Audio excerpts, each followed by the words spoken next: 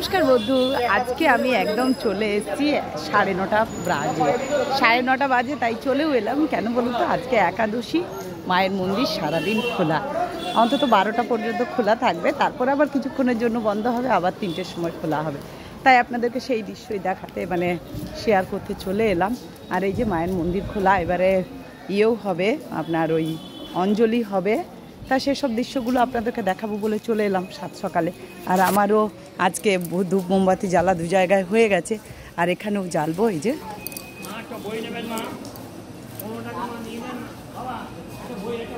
এই যে ঠাকুরের ছোট মন্দিরে পুজো চলছে, আর অঞ্জলিও হবে, আর বড় মন্দির আজকে খোলা আছে।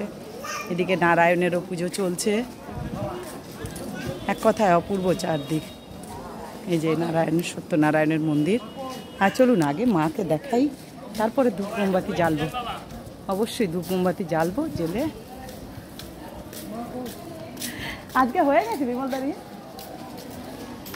তাই যে চলে এসেছি মায়ের মন্দিরে সাত সকালে। আর আপনাদেরকে এটাই দর্শন করার জন্য আমি চলে এলাম। এই যে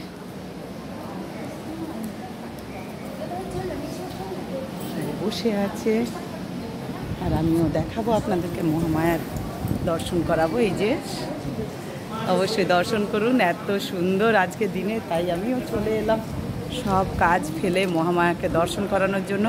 আপনারা অতি অবশ্যই সবাই দর্শন করুন, সবাই জগৎ জননীর। কি সুন্দর লাগছে দেখুন।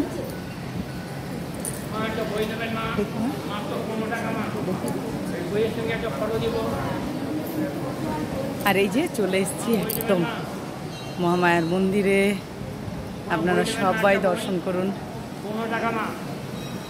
আর এই কাজটার জন্যই তাড়াতাড়ি চলে আসি যে মহামায়াকে আপনারা সবাই দর্শন করুন, জগৎ জননীকে।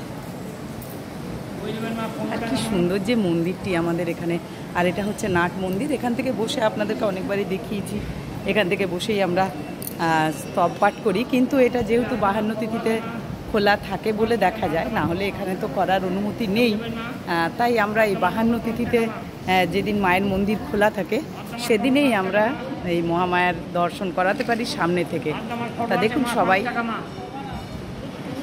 আর আমার একটি বন্ধু বলেছিল যে আমাকে লাইভে দিদি যদি সম্ভব হয় দর্শন করিয়ে দিও সামনে থেকে, তাই আমি করে দিচ্ছি।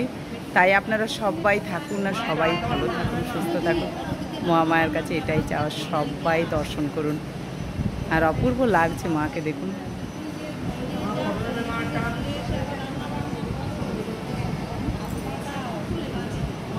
দর্শন করুন সকলে মিলে। আমিও সব কাজ ছেড়ে চলে এলাম মহামায়ার দর্শন করাবো বলে।